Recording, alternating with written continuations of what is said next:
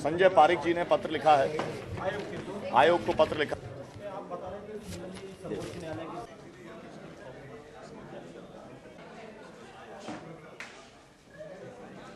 समाजसेवी अन्ना हजारे जी द्वारा पिछले 2 वर्षों से लगातार जन लोकपाल बिल को पारित कराने की मांग को लेकर के आंदोलन और अभियान चलाया जा रहा था। उन्होंने लगातार प्रधानमंत्री से, सोनिया जी से और विपक्ष के नेता सुषमा स्वराज और जेटली जी से कहा कि वो जन लोकपाल बिल को पारित कराने में सहयोग करें। 16 पत्र अन्ना जी को प्रधानमंत्री कार्यालय के द्वारा भेजे गए। हर पत्र में आश्वस्त किया गया कि जन लोकपाल बिल पारित किया जाएगा, लेकिन जब नहीं किया गया, अन्ना जी ने 6 राज्यों के अंदर 700 सभाएं ली, 70,000 किलोमीटर की यात्रा की, जिसके चलते उनका स्वास्थ्य भी बिगड़ गया। लेकिन क्योंकि वो घोषणा कर चुके हैं कि अगर इस सत्र में नहीं आया तो अगले सत्र से शुरू करेंगे, और उन्होंने 10 तारीख से रालीगंज सिद्धि के अंदर अनशन शुरू करने का घोषणा की है। मध्य प्रदेश के 51 जिलों के अंदर सभी जगहों पर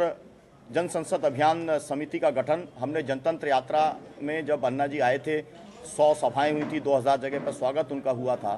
तब जो एक संगठन खड़ा किया था उसके माध्यम से, जनतंत्र मोर्चे के माध्यम से हम लोग यहाँ पर 10 तारीख से सभी जिलों के अंदर अनशन, धरना प्रदर्शन, मशाल जुलूस जैसे जो प्रतीकात्मक विरोध के कार्यक्रम हैं उनको हम करेंगे। और हम सभी अन्ना समर्थकों से मध्य प्रदेश की अपील करते हैं कि वे बढ़ चढ़ के, जिस तरीके से उन्होंने पहले अन्ना के आंदोलन में हिस्सा लिया था, वे इसके अंदर भागीदारी करने का काम करें। हम प्रधानमंत्री से भी अपील करना चाहते हैं कि उन्हें रालीगंज सिद्धि के अंदर जाना चाहिए और रालीगंज सिद्धि में जाकर के अन्ना हजारे जी से उन्हें बातचीत करनी चाहिए, और सत्र के पहले दिन 5 तारीख को ही उनको राज्यसभा के अंदर टेबल करने का काम जो है इस बिल को करना चाहिए, क्योंकि सब प्रक्रियाएं पूरी हो चुकी हैं और केवल एक ही प्रक्रिया बाकी है कि टेबल किया जाए और उसके ऊपर बहस करके उसे पारित करने का काम किया जाए। तो जो ग्राउंड वर्क है वो पूरा हो चुका है। तो अन्ना जी अलग से कुछ नहीं चाहते हैं, जो कुछ हो चुका है उसी के ऊपर जो संसद ने संकल्प पारित किया और जो प्रधानमंत्री ने आश्वासन दिया था, लिखित आश्वासन दिया था देश की करोड़ों जनता को और अन्ना जी को, उसका पालन कराने के लिए अन्ना जी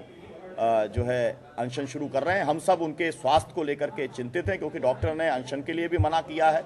बाहर जाने के लिए मना किया, इसलिए जो है वहीं पर रह कर के वो अनशन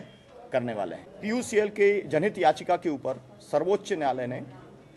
चुनाव आयोग को निर्देश दिया था कि वे नोटा का बटन लगाएं। हमको चुनाव आयोग के द्वारा बताया गया था कि गुलाबी रंग का एक बटन लगाया जाएगा जिसपे स्थानीय भाषा में नोटा लिखा जाएगा, लेकिन 25 तारीख को जब मतदान हुआ तो कहीं पर भी सब जगह पर अंग्रेजी में नोटा लिखा हुआ था, गुलाबी रंग का बटन गायब था। और सबसे बड़ी बात यह हुई कि मैं प्रदेश का संयोजक था जन संसद अभियान समिति का, मुझको लिख करके मना किया गया कि आप नोटा का प्रचार नहीं कर सकते। ये मेरे पास में लिखित आदेश है। और इसके बाद में मैं मध्य प्रदेश के जिन भी जिलों के अंदर गया, सभी जगह पर अनुमतियां देने का काम नहीं किया गया नोटा को लेकर के। मुझे लगता है कि ये सर्वोच्च न्यायालय के निर्देश की ये अवमानना है। और हम ने जो संजय पारिक हैं, जो PUCL के वकील थे, जिनकी जनहित याचिका के ऊपर ये आदेश हुआ था, उन्होंने पत्र लिखा है चुनाव आयोग को, और सुप्रीम कोर्ट के संज्ञान के अंदर भी जो कुछ यहाँ पर हुआ है ये सब बातें हम लेकर के आ रहे हैं। उनका पत्र भी मेरे पास है जो इलेक्शन कमीशन को उन्होंने लिख करके किया है, जिसके अंदर यहाँ पर जो नोटा का प्रचार प्रसार नहीं करने दिया गया। मैं मूल तौर पर ये सवाल उठाना चाहता हूँ कि भारत का संविधान स्वतंत्र अभिव्यक्ति की आज़ादी देता है, और केवल इसलिए कि आप उम्मीदवार नहीं हैं या उम्मीदवार के आप एजेंट नहीं हैं और इसलिए आपको कोई प्रचार प्रसार नहीं करने दिया जाएगा, ये पूरे जन संगठनों को इस तरीके से रोक टोक करने का काम हुआ है। मुझको लगता है कि ये स्वतंत्र जो अभिव्यक्ति की जो स्वतंत्रता है भारत के संविधान प्रदत्त, उसका ये हनन हुआ है। और हम चाहते हैं कि आगामी लोकसभा चुनाव के समय कम से कम चुनाव आयोग इस